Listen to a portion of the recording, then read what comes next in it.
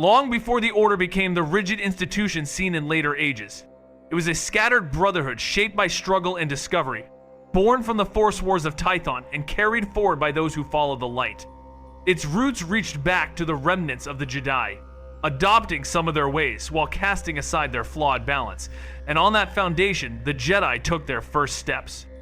For thousands of years, the Order thrived in a decentralized form, its knights wandering far beyond Ossus, carrying new ideas into their teachings while defending the innocent against the shadows of the dark side.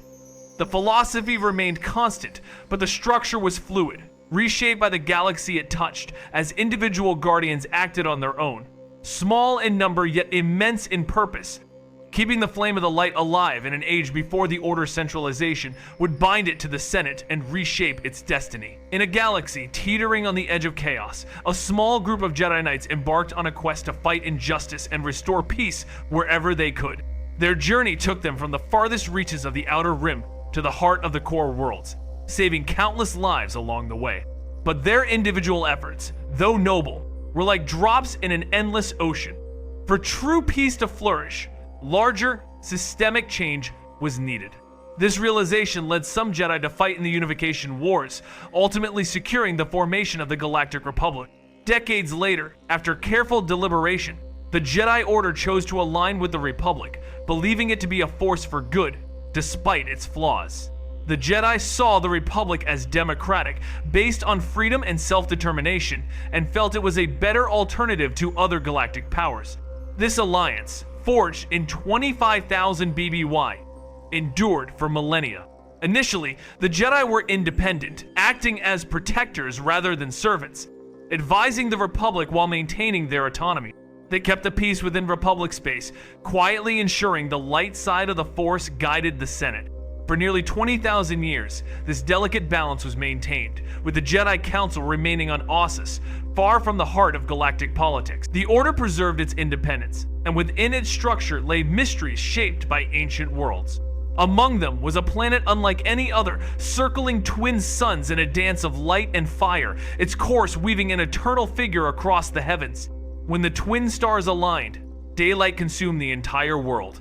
Heat rose to near unbearable heights, and waters withdrew, yet life endured, waiting for balance to return. This realm, lush with oceans, forests, and plains, breathed with a radiance of spirit stronger than most could comprehend. It became the dwelling place of those who sought harmony, where sanctuaries and halls of learning rose across the land. Families and seekers journeyed from distant stars, drawn by the promise of peace, and built cities of light and beauty, crowned with towers of crystal and metal that caught the fire of the suns. At its heart stood a sacred city, carved into mountains, a place of pilgrimage that grew into a beacon of culture and wisdom. There, monuments testified to faith, academies echoed with voices of teaching, and paths of pilgrimage wound through the land.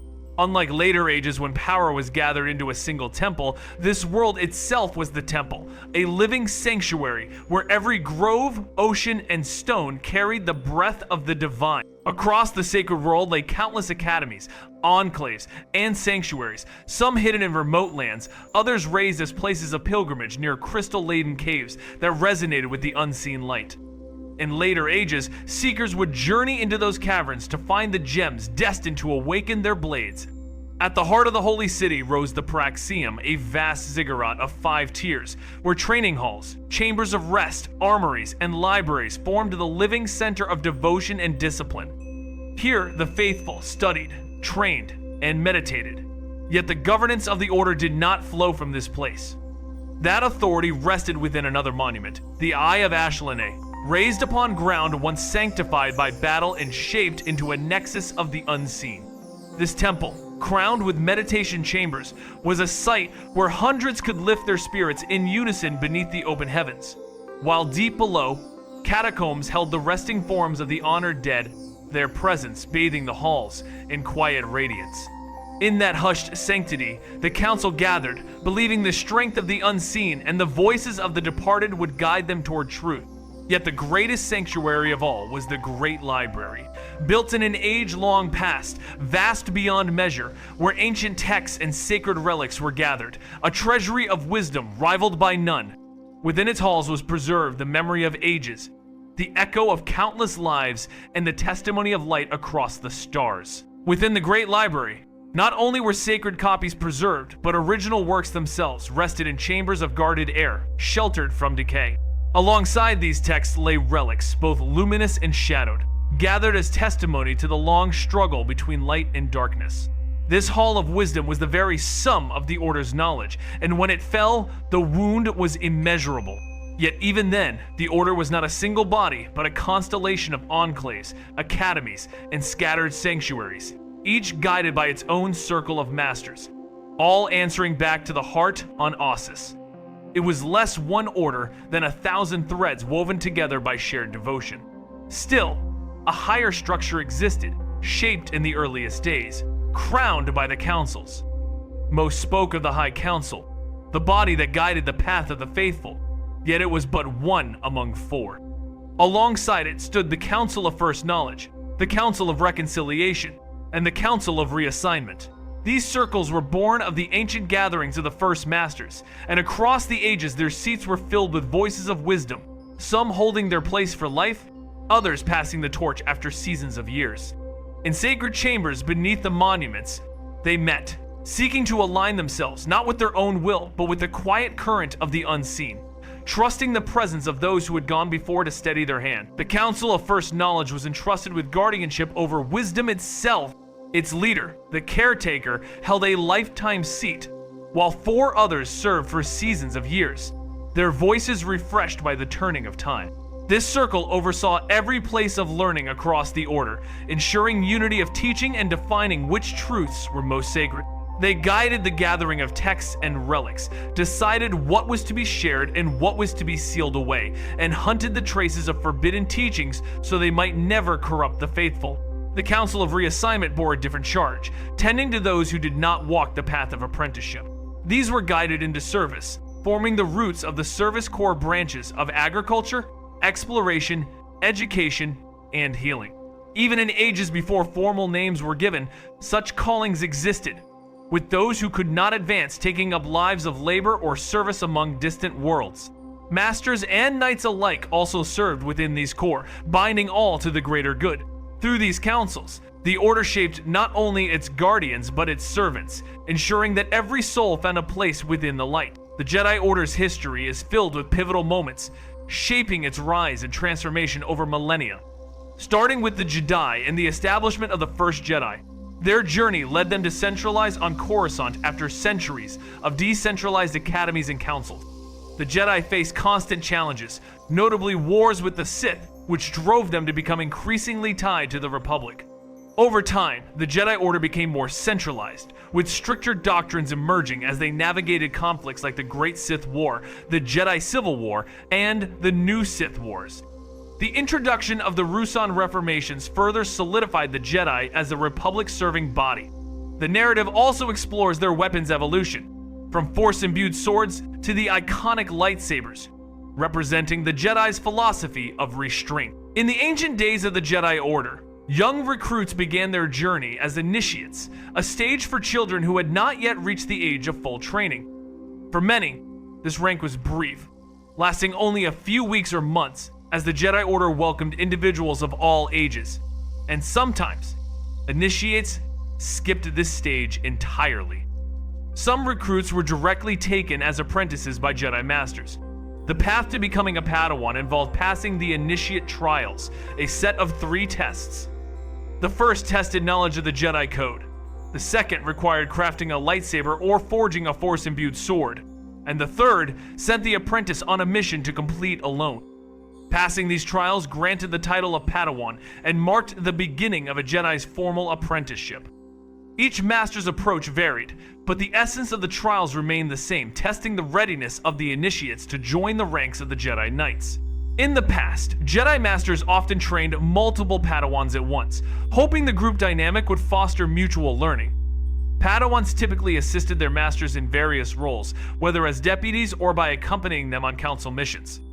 Sometimes, masters would send their Padawans on independent tasks, allowing them to face challenges and grow through personal experience.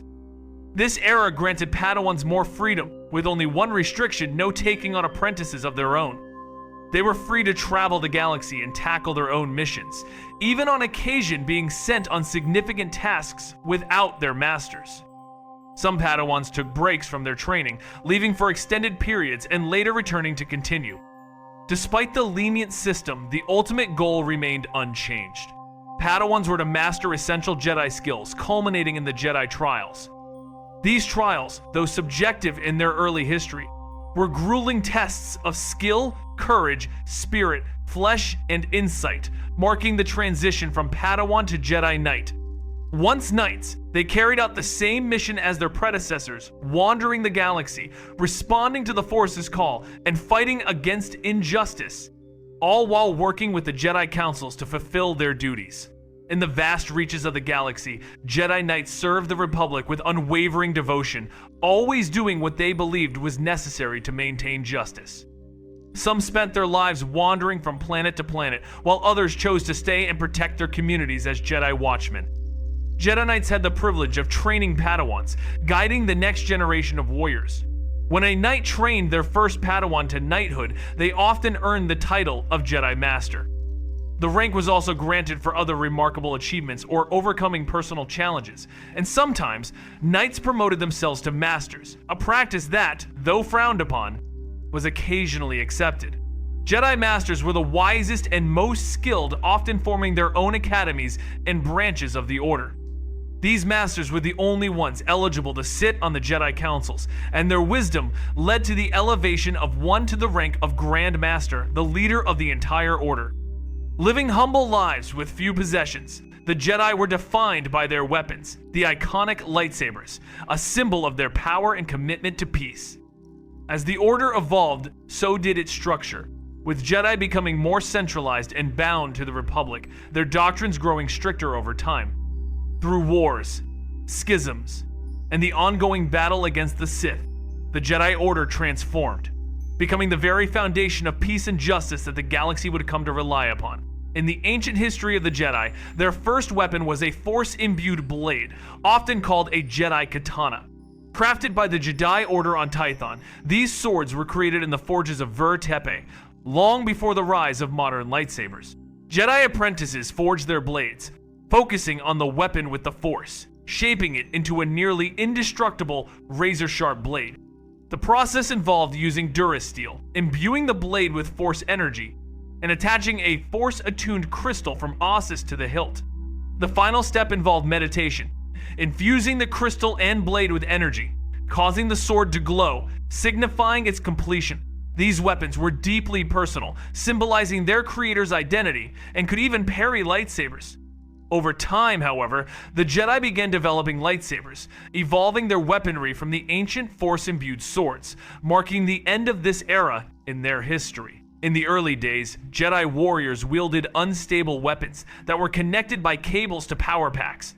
Over thousands of years, these primitive swords evolved into the iconic protosabers. By the time the 100-Year Darkness began in 7000 BBY, the protosaber had taken over as the primary weapon of the Jedi, replacing the ancient Force-imbued blades. 2,000 years later, after the Great Hyperspace War, lightsaber technology had drastically improved. The first true lightsabers emerged compact and no longer reliant on external power packs. This advancement led to the transformation of Jedi training. No longer did initiates need to forge Force blades. Now, they crafted their own lightsabers, starting with the selection of a crystal, usually from Ossus or Ilum. The rest of the lightsaber's parts, the power cell, lens fixture, and emitter matrix were assembled through the Force, but the process required great precision. The crystal had to be perfectly set. A misstep would mean disaster. At this point, the Jedi Order had become decentralized. Jedi were no longer trained in a single place, with academies, outposts, and temples scattered across the galaxy. Some temples, like the one on Ilum, were pilgrimage sites, while others, such as the Jedi Enclave on Dantooine, had permanent inhabitants, each with their own Jedi councils. Over time, these academies developed their own unique traditions. In the days of the Jedi, there were the Watchmen, guardians of entire systems, often with apprentices of their own. These Watchmen were more than just protectors. They were trusted leaders, given autonomy over their worlds, and rarely needed to consult the Jedi Council. Their golden age, however, was short-lived. After the Great Sith War, the Jedi Order began to centralize, stripping the Watchmen of their power, and they faded into near obscurity by the time of the Clone Wars. The Jedi Order, once distant from the Republic's wars, had shifted drastically. Although the Jedi had played roles in early conflicts like the Tython War, they were never servants of the Republic until later, especially evident during the Republic's brutal actions. Through war and time, the Jedi became not just an order but a symbol of a republic in need of control. The story of the Jedi Order begins long before the Clone Wars, tracing its rise from humble beginnings on Tython to its eventual centralization on Coruscant. It explores the early days of the Jedi schism and the formation of the Jedi, their first weapons, and their role as decentralized guardians across the galaxy. The Jedi Watchmen were once a key force, independent yet revered, acting as protectors and liaisons to the Republic. As the Jedi Order expanded, the Watchmen held significant power, entrusted with overseeing systems and making independent decisions. However, the Great Sith War marked a turning point, and the Jedi Order shifted towards centralization, gradually losing the autonomy that once defined it. The transformation culminated with the destruction of Ossus and the subsequent Reformation, which reshaped the Jedi into a more rigid, Republic-serving body. From the humble beginnings of Force-imbued swords to the iconic lightsabers, the Jedi's evolution parallels the galaxy's turbulent history, blending their martial prowess with their unyielding devotion to peace. The Jedi Order was once on the verge of breaking its alliance with the Republic, but they refrained when the Senate disbanded the Republic Navy and offered restitution to the Tython to calm the Council. Over millennia, the Jedi largely stayed out of the Coruscant conflicts and most of the Republic's other wars, though they did actively fight Hutt-backed slavers and pirates on the frontier. However, when the Republic fell under the influence of the Pious Dea cult, leading to a series of anti-alien crusades, the Jedi broke away for good, choosing neutrality while secretly organizing resistance. Jedi Knights ventured into battle against the cult, while the Order's leadership orchestrated a conspiracy to dismantle it from within. Their efforts were successful, leading to the defeat of the Pious Dea and the Republic's recovery. Afterward, the Jedi were more involved in Republic affairs, with Jedi Grand Master Beeld Octavius becoming the first Supreme Chancellor following the cult's fall. The Jedi Order continued to engage in Republic wars, helping the Republic survive various crises, even fighting alongside the military on the front lines. Along the way, the Order faced its own challenges, such as the Great Schisms, which led to the defeat of Dark Jedi forces like those led by the fallen Knight Zendor. Through countless wars and conflicts, the Jedi Order evolved, ultimately shaping the centralized, Republic-serving body seen in the Prequel-era. 17,000 years after the first Great Conflict, the galaxy witnessed what came to be known as the 100-Year Darkness. For a century, the Jedi Order fought an army of Dark Jedi and the monsters they unleashed. The battle ended with the defeat of the Dark Jedi and the destruction of their creatures. However, 12 fallen Jedi survived, and instead of facing execution, they were exiled into the unknown regions. This exile would shape the future, giving birth to the Sith, a force that would haunt the galaxy for millennia. The Jedi, once peaceful guardians of the Republic, had their ways forever altered by the Sith Wars, which would force them to evolve into warriors, their alliance with the Republic growing stronger. Through these dark times, the Jedi Order adapted, their role in galactic conflict shifting as the Sith re-emerged, causing chaos and reshaping their destiny. The Order, once distant from warfare, was now thrust into battle to preserve the peace, standing as the last line of defense against ever-growing threats. And thus began the tale of the Jedi, their lightsabers igniting not just in defense of peace, but as symbols of the galaxy's struggle against the darkness. In a galaxy long ago, the exiled Dark Jedi forged the Sith Order after conquering the Sith species. Combining their own dark techniques with the native Sith's powers, they built a brutal empire that lasted for 2 millennia, plotting vengeance against the Jedi. In 5000 BBY, after the Sith were unknowingly discovered by Republic scouts, they seized their chance, sparking the First Sith War. The Jedi, previously accustomed to fighting small sects of Dark Jedi, were now thrust into an epic struggle, uniting with the Republic's military against the Sith's powerful empire. The Great Hyperspace War erupted, a full-scale clash between light and dark, with the Jedi defending the Republic from the Sith onslaught. After fierce battles, the Jedi destroyed the Sith Empire, seemingly wiping out their teachings. Yet, the Sith endured. Over millennia, the Jedi's perception of the Republic would evolve as they faced more Sith Wars, leading to a major shift in their role, eventually centralizing on Coruscant and binding themselves tighter to the Republic. What began as guardianship of the Force had transformed into an unbreakable bond with the galaxy's political landscape. The Jedi Order once stood as a force against the dark side, even when their enemies weren't Sith. After the Great Hyperspace War, things slowly returned to normal, with the Jedi aiding the Republic in smaller conflicts during the post-Mandaron period. However, the galaxy soon saw the rise of Sith forces once more. Freedon Nad, a Sith Lord who once fell from grace, set himself up as a tyrant on Onderon. His defeat didn't end his influence, as his legacy sparked the rise of Sith cults like the Krath. This chaos led to the return of the Sith Lords, and in 3997 BBY, two Jedi Knights, Exar Kun and Ulic Qel-Droma, succumbed to the dark side, unleashing the destructive Great Sith War. Though brief, this war ravaged countless Republic worlds and dealt a devastating blow to the Jedi Order. What made this conflict even worse was that Kun and Qel-Droma weren't invaders from outside the Republic, but Jedi traitors from within, whose promises of a new Sith Golden Age tempted many young Jedi to fall. Many Jedi were recruited later in life, with families or personal ties that made them vulnerable to the dark side, and Exar Kun used this to sway them to his cause.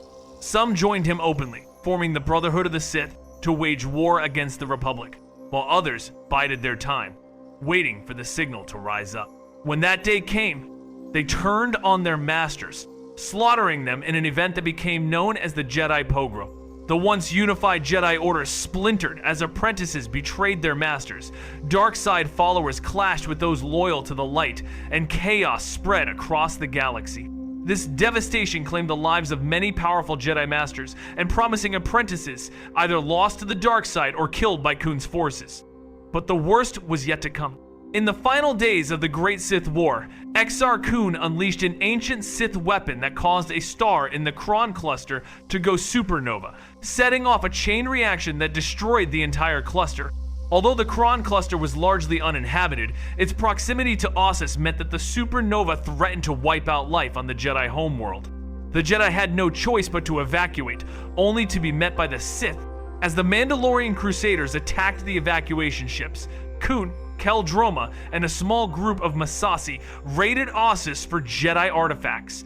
Though Qel-Droma was captured, Kun and his followers escaped with a horde of stolen relics, which they took to Yavin 4. Exar Kun knew the Jedi were vulnerable. Many were recruited later in life, had families, or were already burdened by other factors. He exploited this weakness, turning hundreds, if not thousands, of Jedi to the dark side. Some eagerly joined his Brotherhood of the Sith, ready to wage war against the Republic. Others bided their time, waiting for the signal to strike. And when that signal came, the Jedi were caught off guard. The apprentices turned on their masters in what would become known as the Jedi Pogrom. It was chaos. Old alliances shattered. The Jedi Order split into factions, with Darksiders clashing against those loyal to the light. The devastation was immense. Many Jedi Masters, renowned for their wisdom, were slain, and countless apprentices fell lost to the dark side or the blades of Kun's followers. But the worst was yet to come. As the Great Sith War neared its end, Exar Kun unleashed a catastrophic weapon, causing a star in the Kron cluster to go supernova. The explosion threatened to wipe out the Jedi's ancient homeworld of Ossus. With no time to waste, the Order began an evacuation, but the Sith were right behind them. Mandalorian Crusaders caused havoc in the skies, while Kun and his followers descended to steal the Jedi's most treasured artifact. Though Kun's ally was captured, he and his followers escaped with a massive trove of relics, fleeing to Yavin 4. The Jedi were left to pick up the pieces of a shattered legacy. The Jedi Order, once decentralized, now faced a new era, with its heart moved to Coruscant, where a grand temple stood tall among the city's skyline. But this wasn't just a relocation, it marked a shift in the very essence of the Order. Many of their ancient teachings and artifacts were lost in the devastation of Ossus, and though they tried to rebuild, preserving their knowledge was a challenge. To safeguard against future calamities, they spread their wisdom across various academies, even creating secret locations like the Telos 4 Redoubt. During this time, the Jedi's doctrines evolved as well. The leaders of the Order, including voices like Vrook Lamar and Atris, argued that the Order's previous flexibility had allowed darkness to creep in. The Jedi became more structured, with stricter policies and tighter control, as they sought to avoid past mistakes and fortify their future. The Jedi Order, initially shaped by the lessons learned from the past, gradually evolved into the structure we recognize today. The early training involved masters teaching multiple Padawans, a practice that eventually gave way to a more structured and disciplined system. Influenced by the tragedy of attachment, the Order enforced stricter regulations, such as forbidding masters from training more than one Padawan at a time and focusing on younger recruits. This shift led to the practice of raising children in academies, away from their families, ensuring they would remain dedicated solely to their training. As the Order's rules grew more rigid over time, relationships became discouraged, and romantic attachments were actively avoided, though initially, these measures sparked much debate. While Padawans gained some independence, seeking training from various masters and traveling the galaxy, the Jedi also began centralizing, gradually abandoning their scattered presence across worlds. These changes, particularly after the Great Sith War, set the stage for the transformation into a more centralized, disciplined force. The Jedi were no longer the independent peacekeepers they once were, but rather a structured, unified organization serving the Republic with unwavering commitment. The Jedi Order, once decentralized across the galaxy, slowly shifted toward a more centralized system, mostly residing at the Jedi Temple or its satellite academies. After the Great Sith War, the Jedi Council's authority grew as they took on a more direct role in overseeing the Order. Despite the shift, satellite academies, such as those on Dor and Teia and the important Jedi Temple on Ilum, continued to thrive. However, it was the Dantooine Enclave that emerged as a secret stronghold, hidden from the galaxy and crucial to the Jedi during times of crisis. In the aftermath of Exar Kun's defeat, the galaxy faced another massive conflict, the Mandalorian Wars.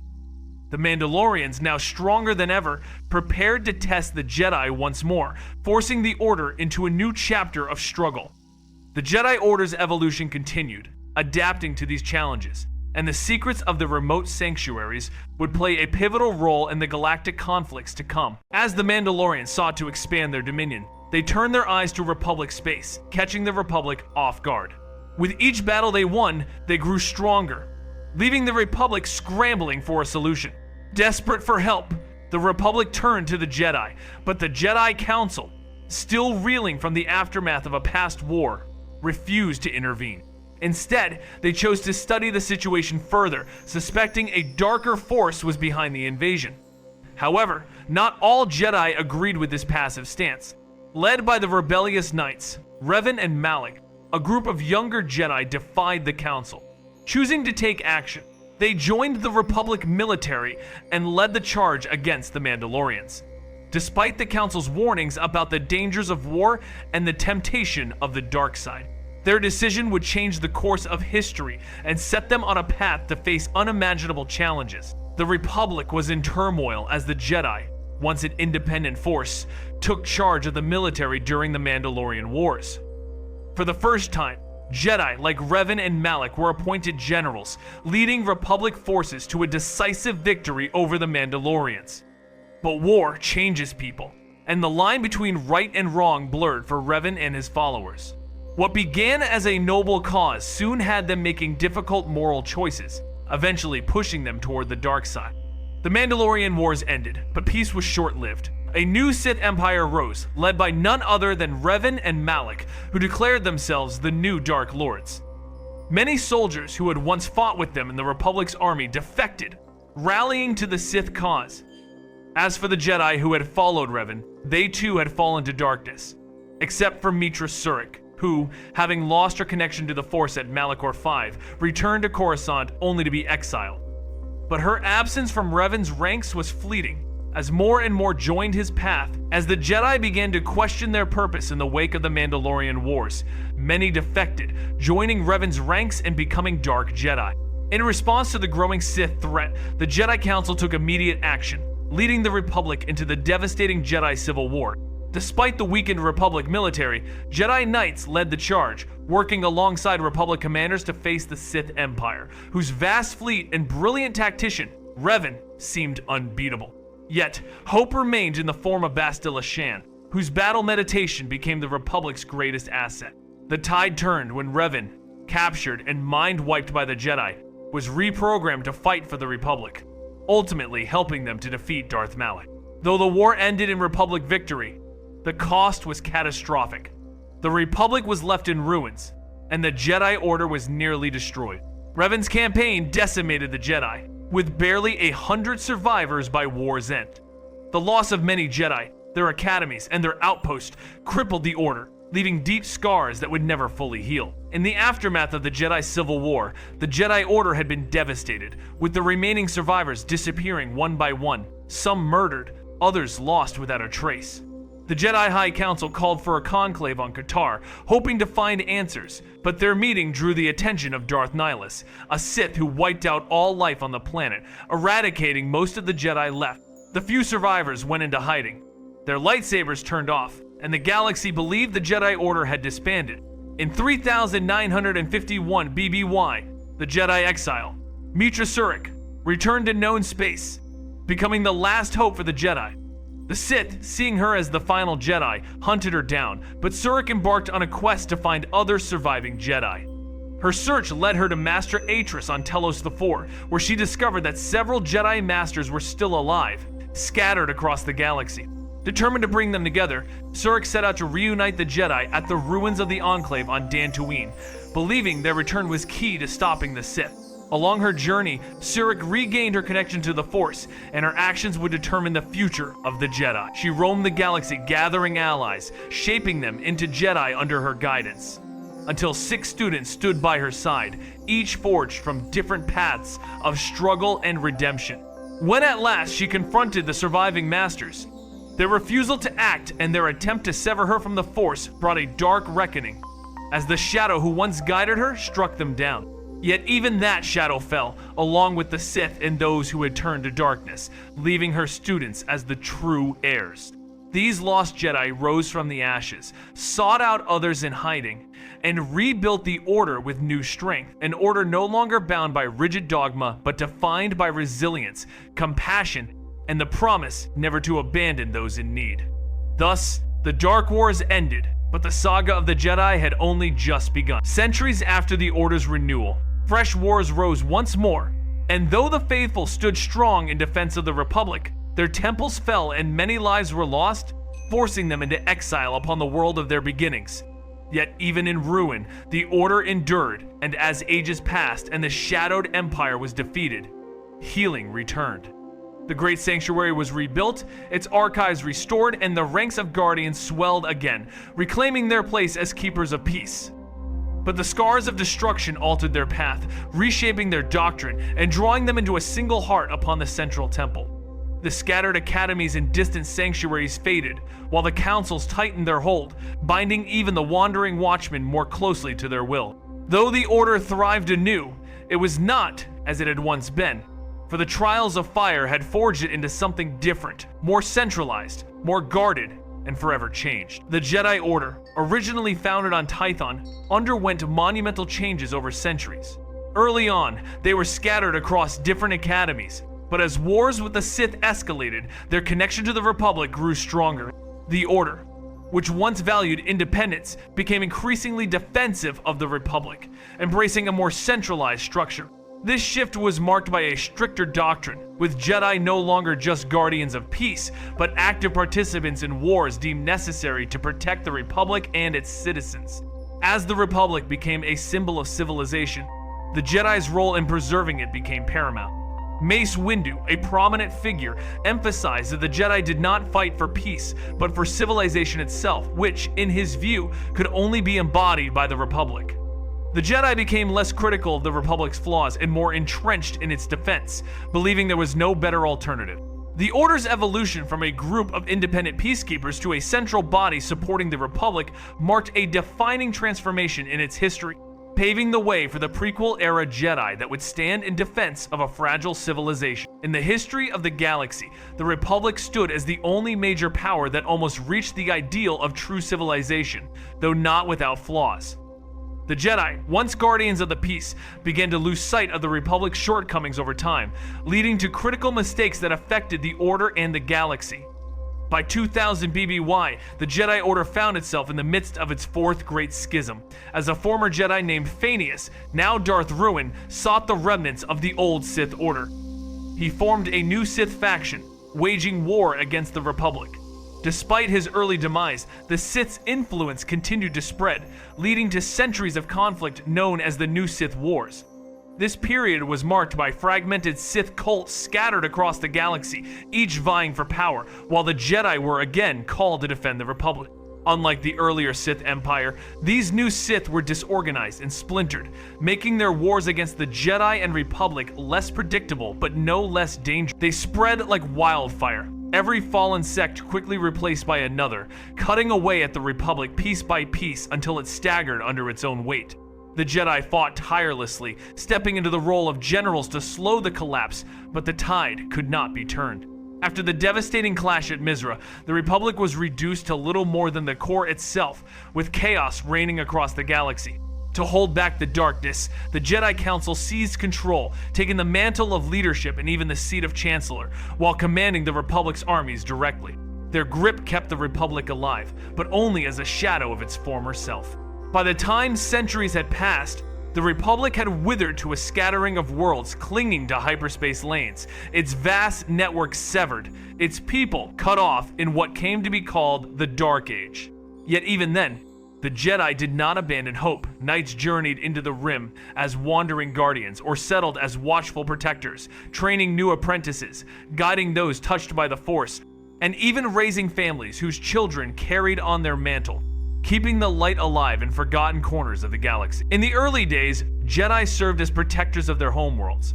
Over time, these guardians evolved into Jedi Lords, rulers who commanded armies and territories, battling the Sith to defend the galaxy. As they rose to power, they were granted estates and titles, gaining influence but straying from traditional Jedi doctrine. While the Jedi Council saw their autonomy as a threat, the Lords believed the Council was too rigid. Despite their differences, they united against the Sith, leading the Army of Light in the final conflict on the planet Ruusan. After a decade of war, the Sith were believed to be destroyed, and the galaxy was saved. But this victory came at a cost.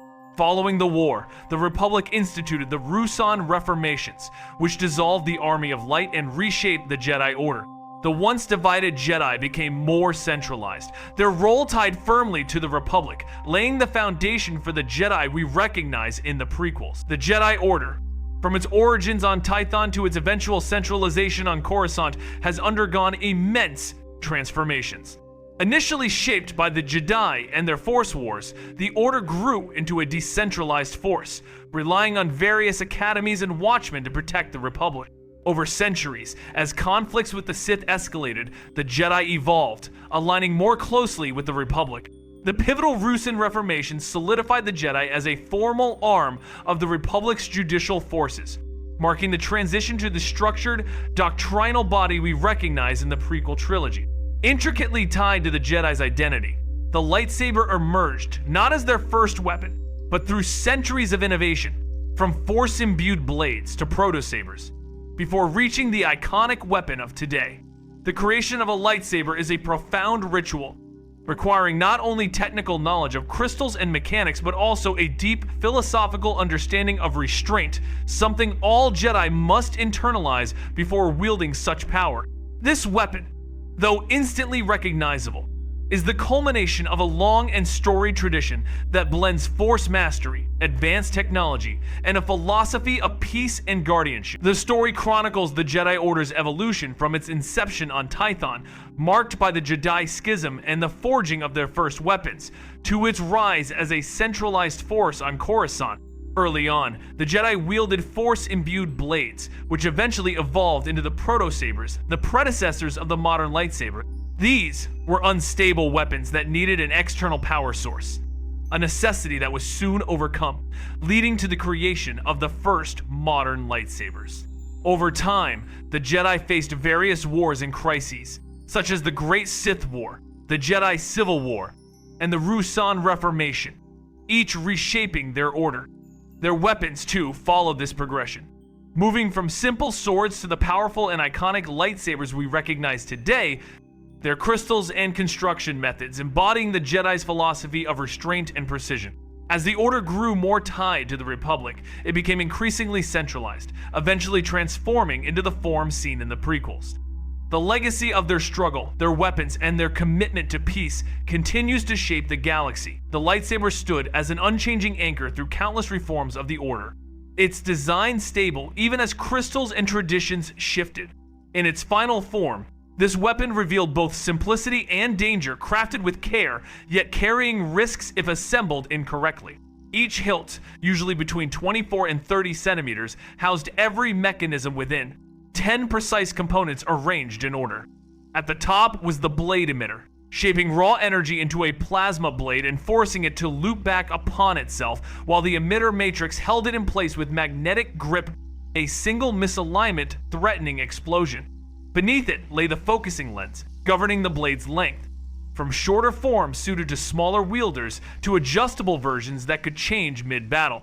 Further down came the modulation circuits and cycling field energizers, mysterious but essential to the weapon's function. Though each warrior shaped their saber as a reflection of self-history, culture, and style, the foundation remained universal. A shared design passed through generations like a legend, made solid in steel and light. In the early days of the Jedi Order, the lightsaber's evolution mirrored their growth and changing philosophy. Initially crafted as Force-imbued blades, these weapons evolved into the protosabers and eventually the modern lightsabers, each tied to the essence of the Jedi. At the core of each saber lay the focusing crystal, a component of profound significance. These crystals, attuned to the Force, focused the energy required to form the blade, with each one carrying unique properties depending on its nature.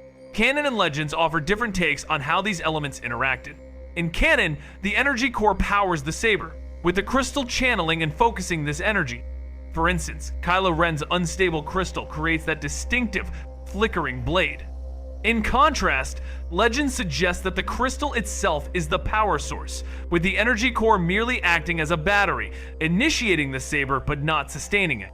Despite these differences, the focusing crystal remains the true heart of the weapon, amplifying the blade's strength and unique characteristics, from color to stability. The saber's hilt, often customized to the user's needs, had the pommel cap as one of its unique features. Primarily used to seal the hilt's bottom, it could also store a backup power cell, ensuring the Jedi was never caught unprepared. Externally, the hilt was a canvas for personal preferences, with options for customized grips, ridges, and textures. While many sabers had a power button, activation could also be done solely through the Force. A blade power adjustment knob allowed for modulation, controlling the saber's power from lethal to a training mode setting, where the blade's energy was weak enough to cause only a mild burn upon contact with skin. But how did the blade itself work? First, energy flowed from the power cell, through the kyber crystal, converting it into plasma. Field energizers and modulation circuits refined the energy before the emitter solidified it into a beam. The blade extended, contained by a field that kept it solid even when clashing with another saber. Thanks to superconductors, the energy returned to the power cell, closing the circuit. While the core mechanics remained constant, the various components allowed for different lightsaber designs, giving rise to a diverse range of sabers, each reflecting its user's unique style. There are many types of lightsabers across the ages, but today we'll focus on a few standouts. First up is the curved lightsaber, where the hilt takes on a sleek curve, fitting perfectly into the user's hand. This unique design allows the blade to extend in a way that feels like an extension of the arm. Typically used by Form 2 experts, it's most famously wielded by a certain Sith Lord. Next, we have the Great Saber, basically a bigger version of the standard lightsaber, designed for larger species, with a longer and wider hilt and a blade that goes beyond the usual length. Then there's the Shodo, a shorter version of the saber, often used in the offhand or by smaller Jedi as the primary weapon. This was a perfect fit for Jedi with smaller frames. Moving on to the crossguard saber, or the one seen with a certain infamous Sith, This design features two smaller blades on either side of the main blade, forming a crossguard for added protection. And lastly, the double-bladed lightsaber, where the hilt contains emitters on both ends, creating two blades for maximum range and flexibility. It's like having two weapons in one, and they can even be activated separately depending on the user's preference. A Jedi could make their lightsaber truly unique in many ways, including waterproofing it. While the exact process for making a saber waterproof remains unclear, species like the Nautolans were known for ensuring their weapons could function underwater. Another extraordinary variant of the lightsaber was the light whip, which looked like a traditional hilt but emitted a whip-like blade. This was made possible by advanced containment fields and energizers that allowed the blade to take on various shapes, lengths, and flexibility. However, regardless of the modifications made to the weapon, the heart of every lightsaber was the crystal. These weren't just any ordinary crystals, they were rare, Force-attuned living crystals that connected deeply with the Force, allowing Jedi to form bonds with them. The most common of these crystals was the Kyber crystal, although rarer variations also existed. These crystals were incredibly durable and capable of focusing and amplifying energy. They could only be found on planets rich in Force energy, such as Ilum, Ossus, Jedha, and Dantooine. The crystal's color determined the blade's hue, and while in the canon, these crystals were initially clear, they would change color based on the user's connection to the Force, reflecting their personality. For instance, Obi-Wan's crystal would become blue after bonding with him. In this tale of glowing blades, the colors of the crystals were never just for show, they were born from the very worlds that shaped them. Legends told of frozen caverns yielding blues, greens, and the rare flash of purple, of snowbound peaks hiding magenta sparks, and of plains where yellow and orange gleamed beneath the soil. Yet the great divide came with the fiery red. In one telling, these crystals were bled by pouring rage and anguish into them, twisting their spirit until they burned crimson, while in the other, they were forged unnaturally in secret furnaces, anger hammered into their very core. White crystals, too, carried their own mystery, either cleansed from once bleeding shards or found as rare treasures in the strangest of places.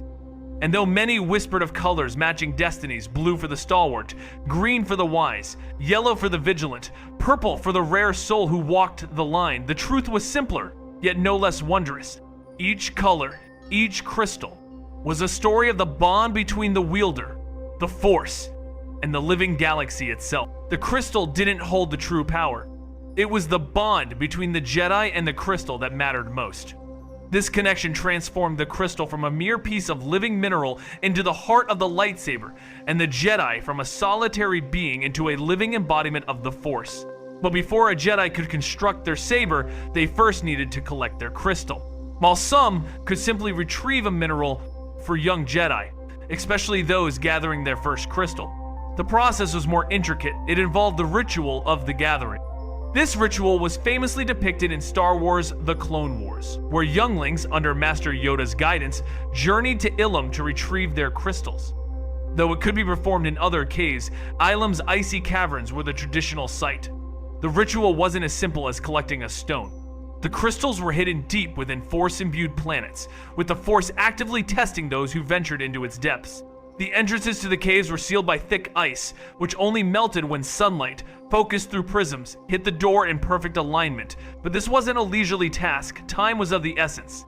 Once the sun moved from its position, the ice would quickly refreeze, trapping those inside. The ritual wasn't just about collecting a crystal, it was about passing a test that would connect a Jedi to the Force in a deeply personal way. The gathering was a time-sensitive ritual, a test of both skill and spirit. Padawans were told, be swift or risk being trapped within the crystal caves. The caves themselves, glowing with countless crystals, weren't just a trial of endurance, but a journey into the Force. A Jedi's task was not simply to find any crystal, but the one that resonated with them through the Force. This was no ordinary selection process. The crystal would call to them, and in turn, the Jedi had to open themselves to the Force, surrendering to its guidance. But the test was more than just a physical challenge. The Force would lead them to confront their deepest fears and doubts, making them face their insecurities. It was through overcoming these internal struggles that a Jedi proved their strength. With the right crystal in hand, the real work began constructing their lightsaber. The process was both physical and spiritual, as the Jedi had to not only assemble the weapon but also attune the crystal to their inner self. This ritual was more than building a weapon. It was about becoming one with it. Each Jedi's journey with their lightsaber was unique, a reflection of their personal growth and connection to the Force.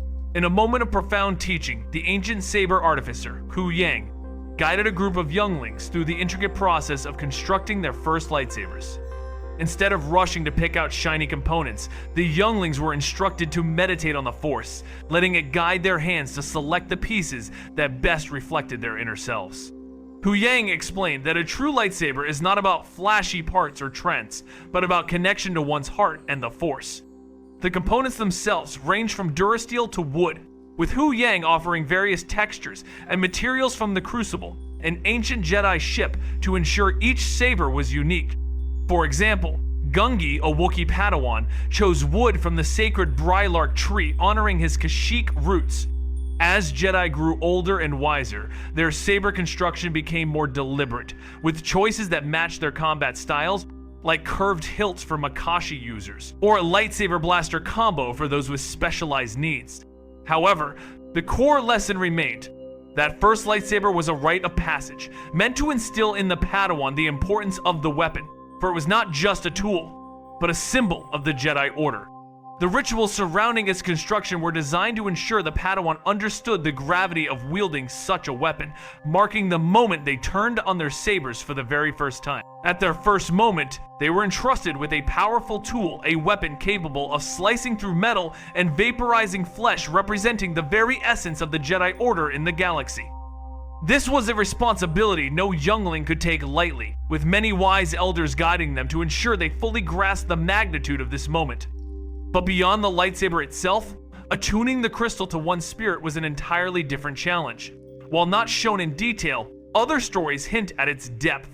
The Force, a living energy that binds all beings together, is at the heart of this task.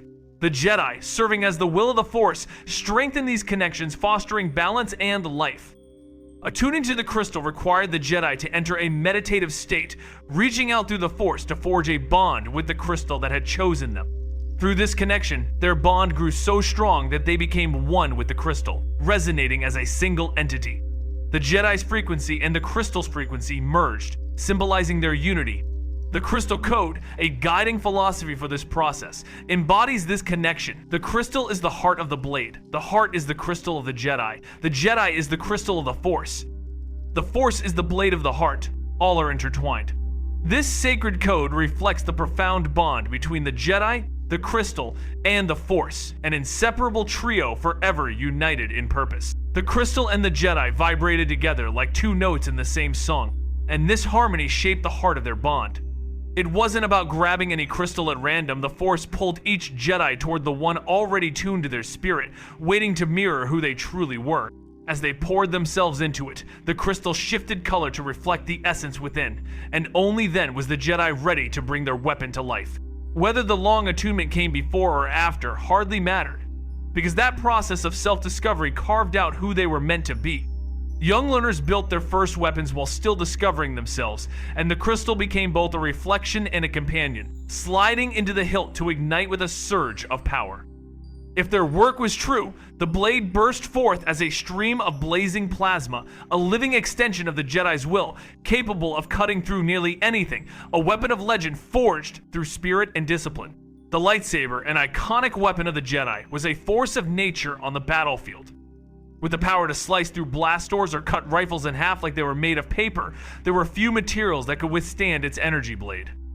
Only rare and expensive substances like Beskar, brick, and cortosis offered any form of resistance, leaving most enemies with no way to protect themselves. Even attempts to hide underwater were futile. The lightsaber could cut through water and anything in its path. When it struck a living creature, its heat was so intense that it vaporized anything it touched, cauterizing wounds instantly, leaving victims with no chance of bleeding out. Against armor, the lightsaber was devastating. For example, stormtrooper armor was easily sliced through, offering no protection. But wielding a lightsaber was not simply about raw power, it was about mastery. Jedi had perfected their combat forms over millennia, with each form designed to counter specific threats. Whether it was Makashi for dueling, Ataru to overwhelm opponents, or Xian to fight multiple enemies, the Jedi were always prepared. Their skills made them formidable warriors, often more powerful than entire armies. Even in the heat of battle, such as in The Phantom Menace, the arrival of Jedi like Obi-Wan and Qui-Gon could change the tide of a war. With great power came great responsibility, and the Jedi were trained to use their abilities not just for victory, but to uphold peace. The wisdom of the Order taught that the true lesson was not how to wield the blade, but when it should remain untouched. At the heart of this teaching lay the principle called Form Zero, the foundation upon which all other forms were built. It was a reminder that the blade was never meant as a weapon of domination, but as a symbol of justice, restraint, and peace. To draw it without necessity was to invite death, a burden no guardian of life could carry lightly. Often, the mere presence of the blade, unlit yet visible, was enough to quell conflict and turn anger aside. The faithful were reminded that diplomacy, patience, and the quiet strength of presence were the truest paths. For the blade unsheathed too quickly could transform peace into bloodshed. Thus, the luminous sword was to be kept as a sign of vigilance, not violence, its true power lying in the restraint of the one who bore it. The Jedi Order, a force for peace and balance, stands as one of the oldest institutions in the galaxy, evolving over millennia. Initially founded by those seeking harmony, the Order's early teachings focused on restraint and discipline, ensuring that young Jedi learned Form Zero, the foundation of their martial skills. This form emphasized deliberation, encouraging Jedi to consider every option before resorting to violence. A Jedi was taught that their weapon, the lightsaber, was not for aggression but a tool for peace and defense. Over time, the Jedi Order transformed from a loose association of guardians into a centralized body under the Republic, especially after pivotal moments like the Great Sith War and the Mandalorian conflicts. From the early days on, Tython to their eventual home on Coruscant, the Jedi's growth saw the rise of subgroups, each with distinct interpretations of the Force and varying approaches to combat and diplomacy. The most significant of these branches, Guardians, Consulars, and Sentinels, reflected the diverse philosophies within the Order, from the protectors of peace to the negotiators who sought non-violent solutions. As their teachings and doctrines solidified, the Jedi maintained their commitment to the balance of the Force, adapting to the shifting needs of the galaxy, ensuring their legacy endured through the ages. The Jedi Order is made up of three distinct branches: Guardians, Consulars, and Sentinels, each with its own unique approach to what it means to be a Jedi Knight. Despite their differences, these groups work in harmony, with each branch specializing in a different facet of Jedi life rather than competing against one another. The Guardians are known for their combat skills, preferring a direct and offensive approach to defending the Republic and its people. Their ideology focuses on taking action against injustice, with a strong emphasis on honing physical abilities. The Consulars, on the other hand, are revered as diplomats and peacekeepers, using their wisdom and knowledge to solve conflicts through non-combat means. The Sentinels adopt a more balanced approach, training in a wide range of skills to detect and eliminate the influence of the dark side across the galaxy. Each branch, while differing in tactics, follows the same core principles of the Jedi Code, with their lightsaber colors traditionally marking their roles blue for the Guardians, green for the Consulars, and yellow for the Sentinels. However, this is more of a tradition than a strict rule, as Jedi are free to choose their saber's color.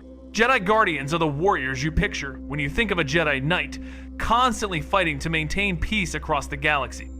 These combat-focused Jedi were always at the ready, battling pirates, slavers, and darksiders wherever the Force called them. They were the first responders when the Sith raised their ugly heads, charging in with lightsabers blazing and showing the galaxy the true power of the Jedi. Their days were filled with intense physical training, running, sparring, and perfecting saber techniques for hours on end. These Jedi were the toughest and most skilled in lightsaber combat, using the Force to make them faster, stronger, and more resistant to pain. Though they were combat masters, they often weren't as prepared for situations requiring subtlety or diplomacy. Some Guardians even specialized further, becoming Jedi Peacekeepers or Jedi Aces, skilled in starfighter combat. But when it came to being the galaxy's ultimate warriors, they were the ones you'd want by your side. In the Jedi Order, the most skilled and experienced Jedi Guardians were handpicked by the High Council to serve as Jedi Battle Masters. leading academies across the galaxy. Other elite guardians held the honorary title of Warrior Master, often linked to the Weapon Masters, Jedi who devoted their lives to mastering combat with various weapons, including lightsabers and exotic tools like quarterstaffs or whips. These Jedi were unrivaled in physical combat, trained to endure pain and wield their weapons with extraordinary skill. Meanwhile, the Jedi Consulars focused on the intellectual side of the Force, valuing peaceful resolutions and negotiation over direct confrontation. Revered as healers and seers, Consulars excelled in diplomacy and conflict resolution, saving lives without ever drawing their lightsabers. Their wisdom and deep understanding of the Force made them some of the most respected members of the Order, and though they were not focused on combat, their expertise in the Force made them indispensable. Unlike the Guardians, Consulars devoted themselves to study, meditation, and the mastery of rare Force techniques, making them the Order's most rational and balanced members. In the galaxy's vast expanse, Jedi Consulars stand as the peacekeepers, diplomats, and guardians of wisdom. Their skills aren't always in combat, but when needed, they are formidable. Through their deep understanding of the Force, they seek to resolve conflicts without violence, often using their abilities to sense lies and hidden agendas. But should a fight break out, they're no slouches. Their mastery of the Force allows them to bolster their allies and unleash devastating techniques. Though not as physically imposing or skilled in lightsaber combat as some, Consulars have made their mark with iconic duelists like Yoda and Kit Fisto, proving that strength comes in many forms. Many Consulars wield the Neiman form of lightsaber combat, blending different styles into a versatile approach that complements their Force power. These Jedi are more than warriors, they're thinkers, teachers, and negotiators, with some reaching the esteemed rank of Sage Master, advising the Council of Reconciliation. Whether serving as ambassadors to distant worlds or acting as diplomats within the Republic, they always embody the ideals of peace and understanding. In a galaxy long ago, there existed a remarkable group known as the Jedi. They were not just warriors, but also scholars, healers, and protectors of peace.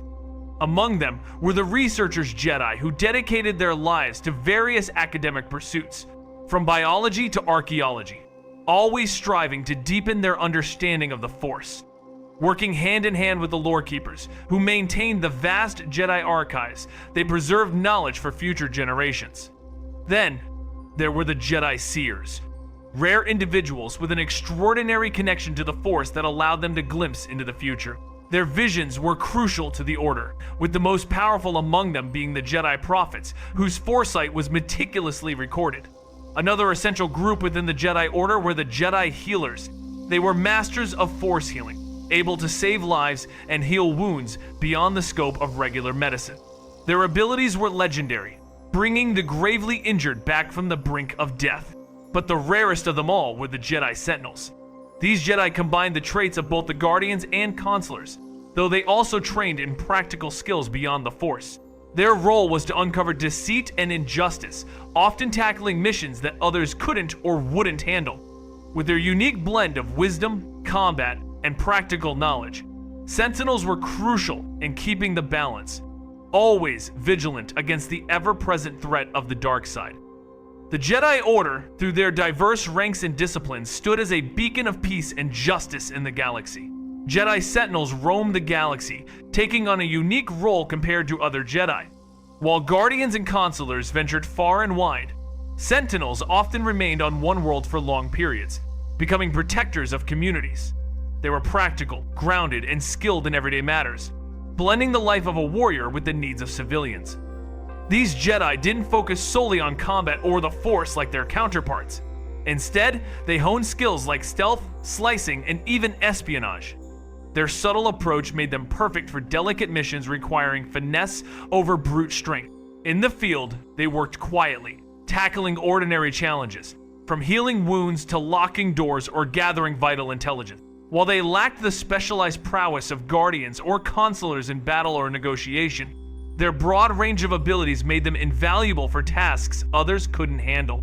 These Jedi were often low profile, using their powers discreetly, making them resistant to fear-based Force techniques. As experts in their fields, Sentinels worked as tech specialists, security officers, or even temple guards, where their yellow lightsabers symbolized their distinct path. With roles ranging from investigators to artisans, Sentinels truly embrace the diverse aspects of the galaxy, always striving to aid others in both expected and unexpected ways. In the vast reaches of the galaxy, some Jedi weren't just keepers of peace, they were the unseen hunters, the Jedi Shadows.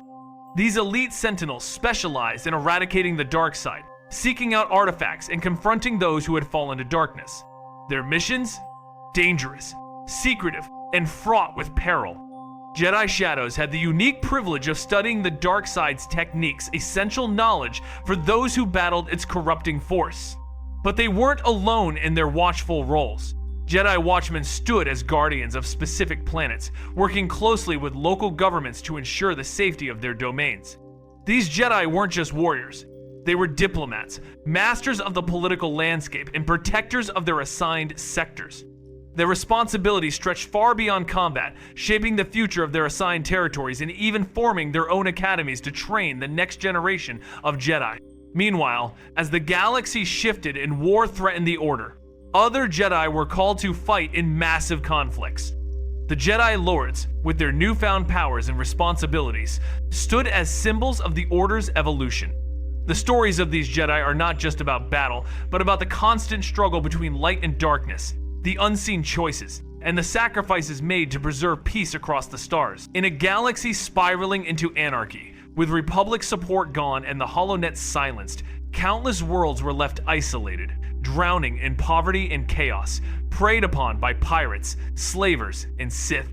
Refusing to abandon these desperate sectors, the Jedi stepped in as guardians, first as traditional watchmen, then gradually evolving into Jedi Lords wielding political power, ruling estates, and passing titles to their heirs in a feudal-like system. Independent and often defiant of the High Council, these Lords formed their own ruling body, the Jedi Grand Council, which united their strength against the Sith. In 10 BBY, under the command of Seneschal Hoth, they forged the Army of Light, 7 mighty legions led by the most formidable lords, bolstered by knights, apprentices, and vast non-Jedi forces.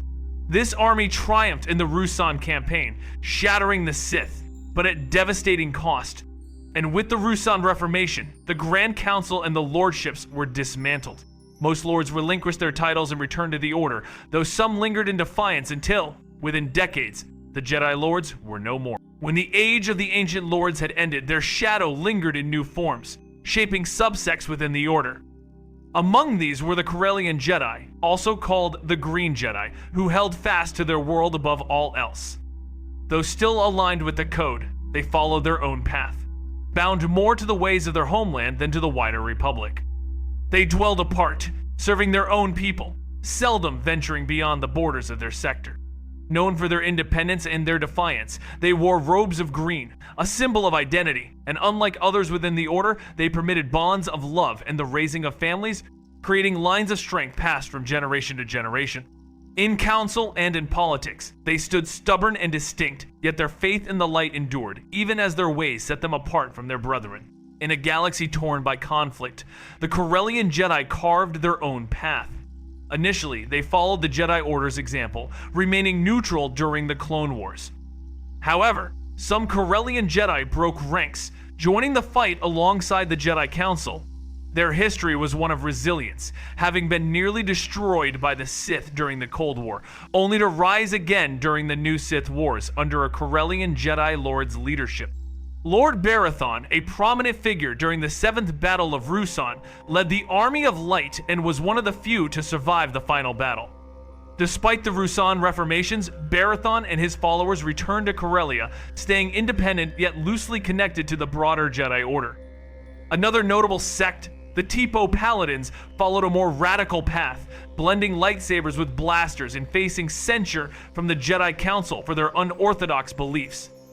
Among them were the Grey Paladins, Jedi who regarded the Force as secondary in their lives, causing rifts within their ranks and with the larger Jedi community. In the galaxy's grand tale, there existed the Altician Jedi, a sect that defied convention by allowing families, training multiple apprentices, and wandering as healers and helpers across forgotten worlds and disaster zones, working apart from the main order, yet sometimes aiding the High Council even in the wars.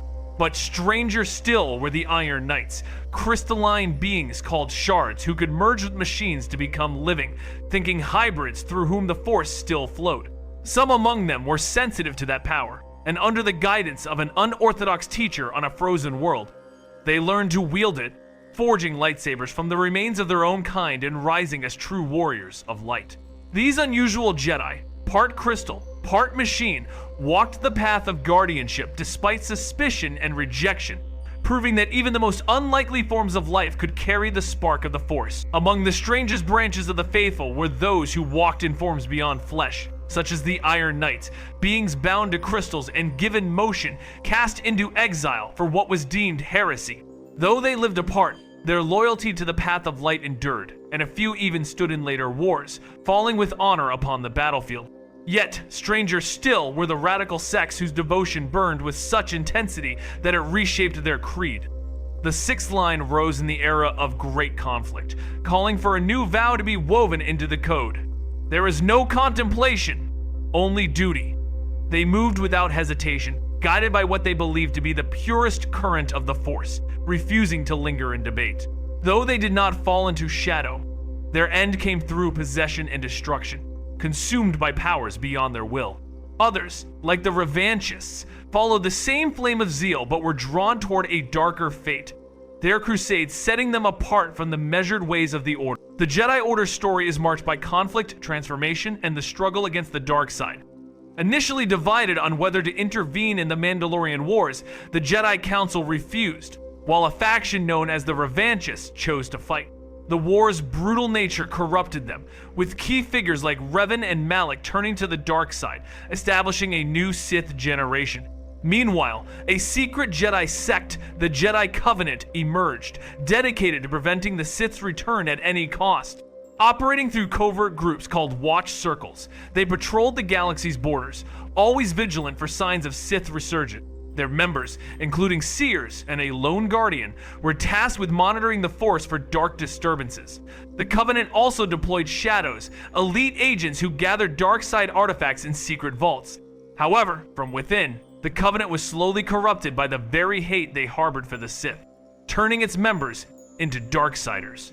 In contrast, the Jedi Service Corps, formed of Jedi who didn't fit into traditional ranks, worked within organizations dedicated to various civic duties, embodying the Order's shifting focus over time. The Jedi Service Corps, though often misunderstood, played an essential role in the galaxy.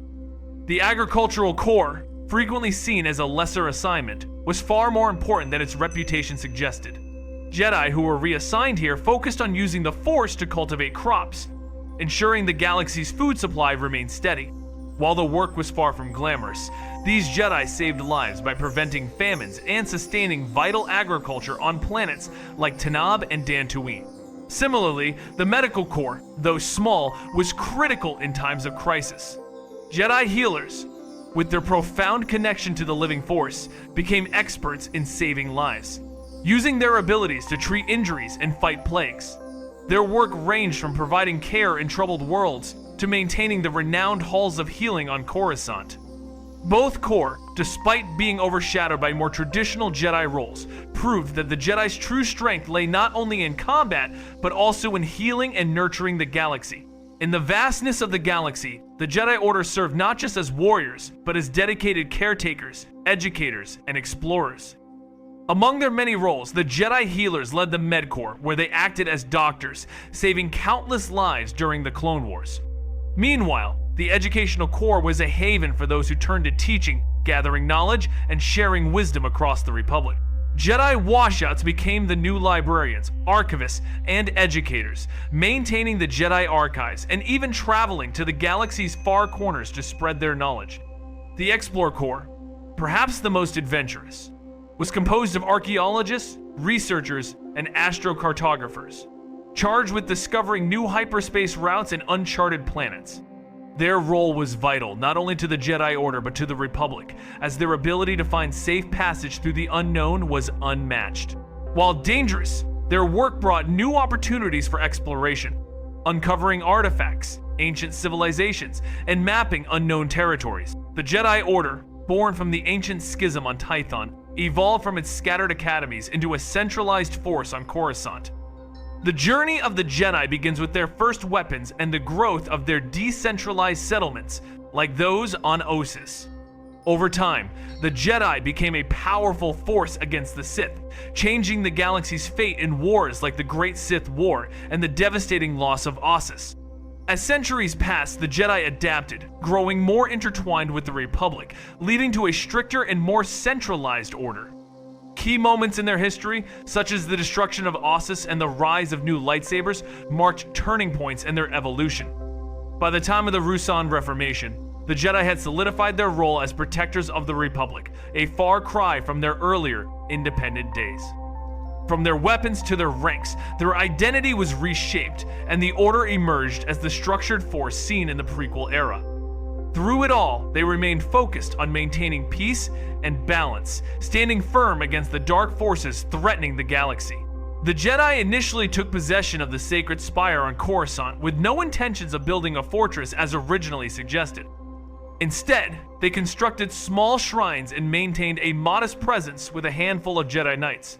This marked their only permanent establishment on Coruscant for 1,000 years until the destruction of Ossus in 3996 BBY left the Jedi Order homeless.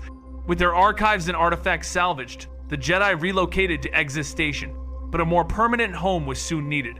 Coruscant became a prime contender. 4 of the surviving Jedi Masters, representing both the Sage and Warrior branches, traveled to the Sacred Spire and decided to erect a new Jedi Temple, one that would be a true fortress as initially envisioned. Once completed, the temple enveloped the spire, and the Jedi formally established it as their new headquarters, transferring their recovered knowledge and relics to its archives. Over the next millennia, the temple expanded, surviving the tumultuous periods of war and the sacking of Coruscant, only to be reclaimed and rebuilt. The Jedi Temple grew steadily as the Order's influence in centralization on Coruscant strengthened, becoming the heart of the Jedi for 3,000 years. 1,000 years before the Battle of Yavin, after the 7th Battle of Ruusan, the Jedi Temple was transformed into a towering monolith. By the time of the Clone Wars, the Jedi Temple on Coruscant had become the only Jedi-controlled territory on the planet, with the vast city surrounding it. Originally, it was a small collection of shrines and libraries, but over time, it grew into a massive structure known as the Temple Ziggurat, covered by a protective armored shell. Rising to a kilometer in height, it housed 10,000 Jedi at its peak. The temple was surrounded by a spacious courtyard adorned with statues of legendary Jedi heroes, with the entrance located at the eastern pier, leading up a ceremonial staircase. At the top, statues of the 4 masters marked the sacred threshold. Inside, an expansive entrance hall led to other massive halls, with smaller entrances scattered at the bases of the temple's piers. The Jedi Temple Ziggurat stood as a symbol of the Order's strength and serenity, a beacon in the heart of Coruscant. The northern entrance of the temple was designated for non-Jedi visitors, while the Ziggurat's interior was a labyrinth of ancient and modern structures, some abandoned and only accessible by Jedi Masters. The Ziggurat, encased in nearly impenetrable durasteel, housed a multitude of complex areas. One such area, the Great Hall, stood as the largest space leading to the sacred spire, the temple's heart.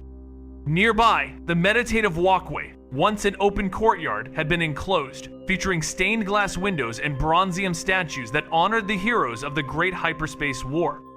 The walkway also housed stone tablets with the Jedi Code and small chapels for meditation.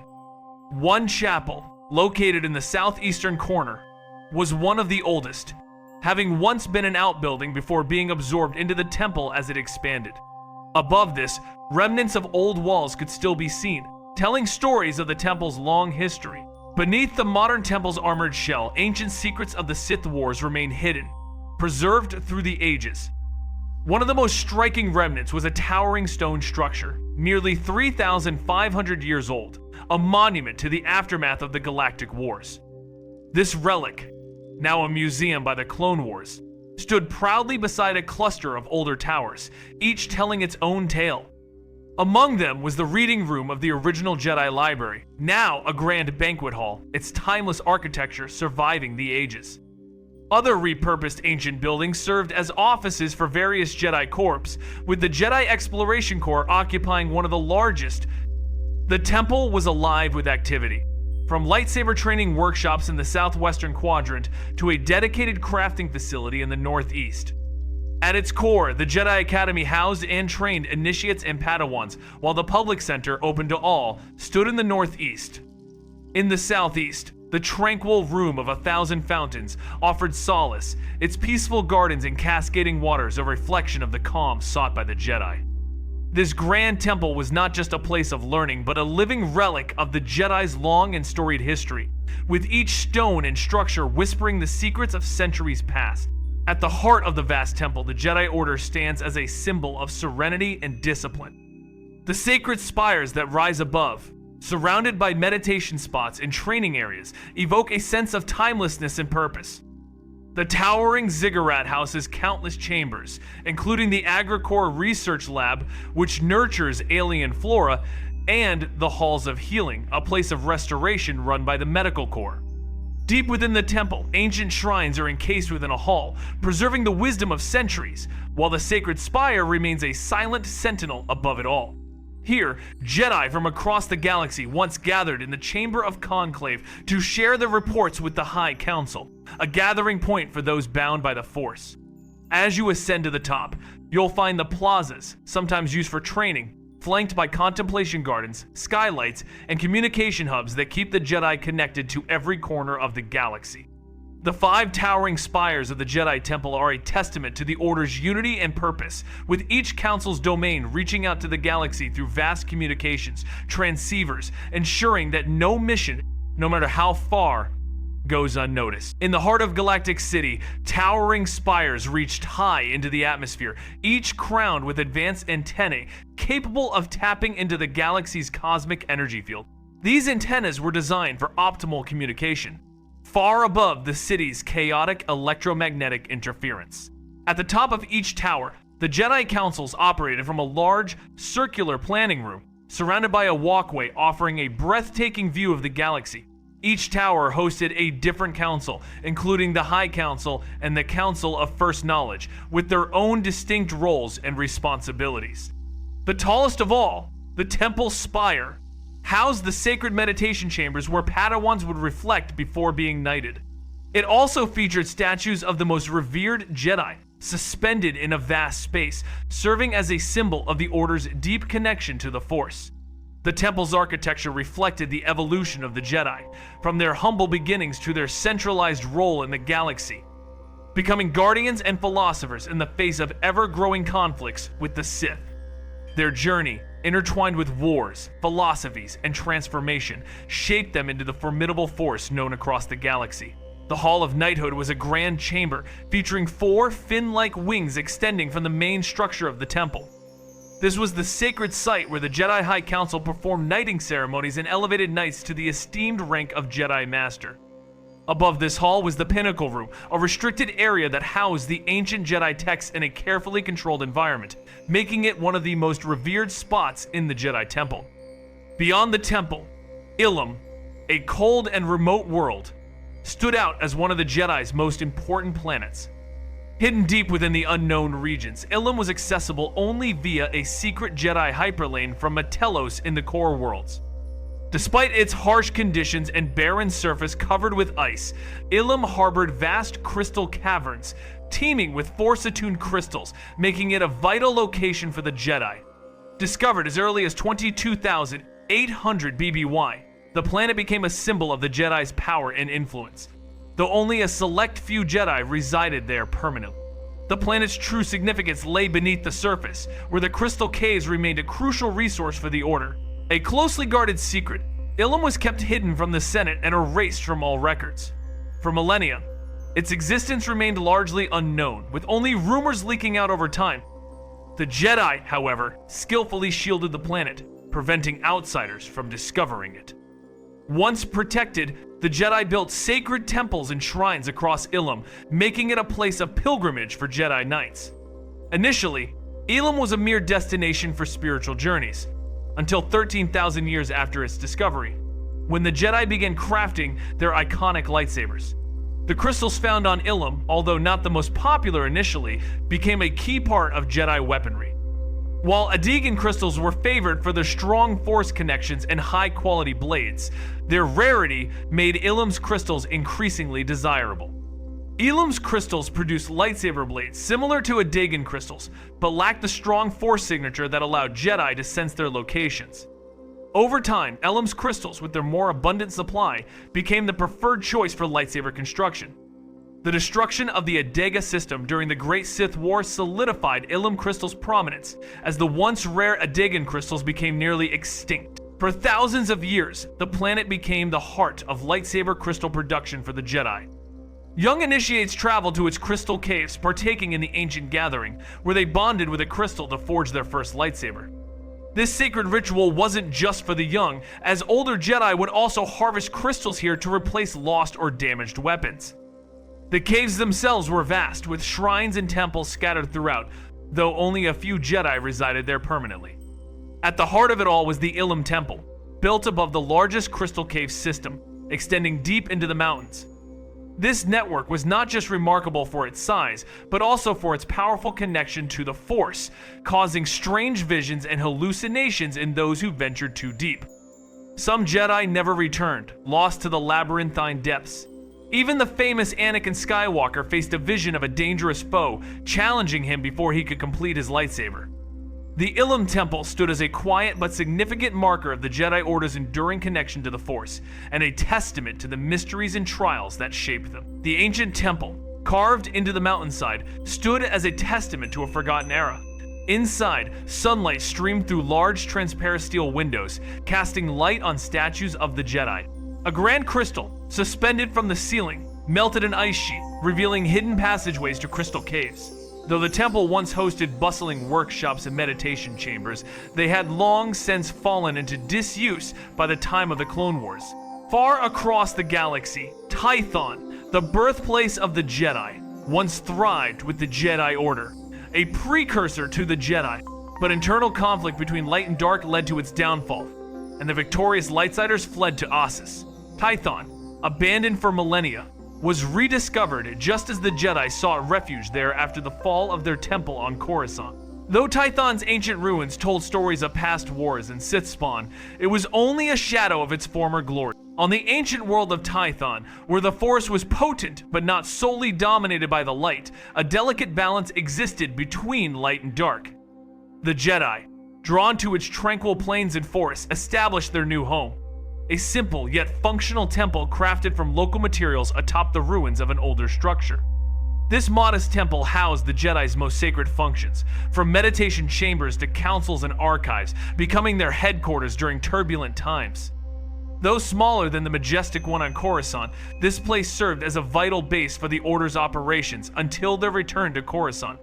Over time, the planet would fall to the dark side, with a powerful Sith Lord transforming Tython into a barren wasteland, erasing all traces of the Jedi and Jedi who had once flourished there. The temple's fate remains uncertain, but it stands as a testament to the ever-shifting balance of power and the enduring legacy of the Jedi's struggle for peace. Dantooine, a quiet and remote planet in the Outer Rim, played a crucial role in the Jedi Order's history. While not a world exclusive to the Jedi, it became a sanctuary, especially during the Mandalorian and Jedi Civil Wars. Its vast grasslands and peaceful ambiance made it a haven for Jedi seeking balance. Despite its tranquility, the planet wasn't without danger, as its crystal caves were home to deadly Kinrath spiders. Dantooine housed one of the most important Jedi enclaves, a facility that acted as both a training ground and a strategic base. Governed by a small council, this enclave was home to revered Jedi Masters who also held seats on the Jedi High Council. The enclave itself was a modest structure, reflecting the planet's settlers' architectural style, yet it stood as a symbol of strength and unity within the Order. Masters such as Jar Leston, Dorak, Vandar Tokare, and Vrook Lamar oversaw various aspects of the enclave's operations, from training apprentices to managing vital archives. Although small, the Enclave's influence on the Jedi Order was immense, and it would ultimately face a tragic end, marking a pivotal moment in galactic history. Hidden deep in the heart of a secluded planet, the Enclave was a sprawling complex of mystery and purpose. At its core, a massive hangar where Jedi ships landed and were maintained was surrounded by a bustling marketplace. Connecting the hangar to the heart of the Enclave was a winding passage leading to a central building with an open sky garden filled with trees and tranquil pools.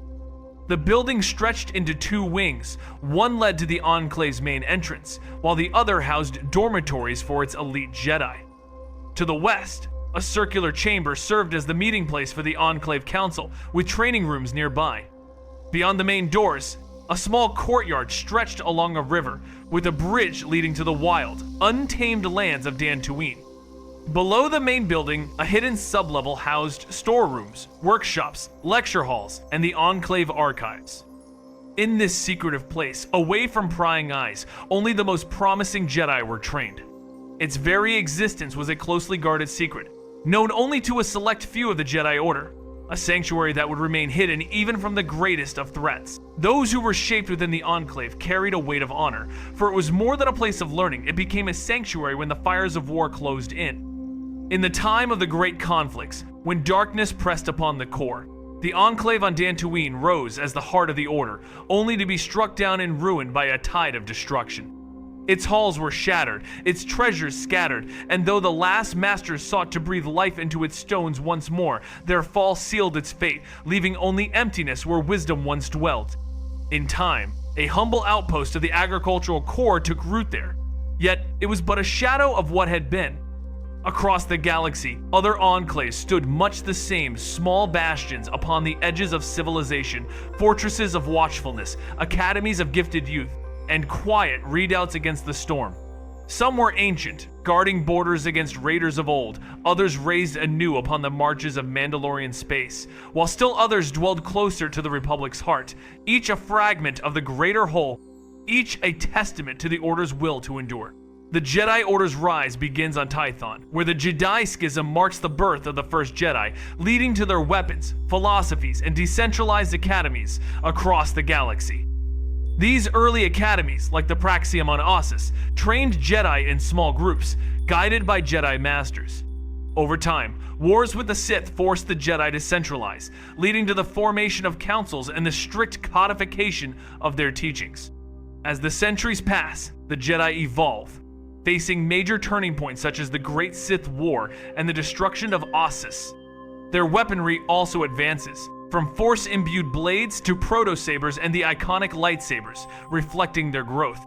The Jedi become more intertwined with the Republic, their once independent academies now moving to places like Coruscant, shaping the Prequel-era order.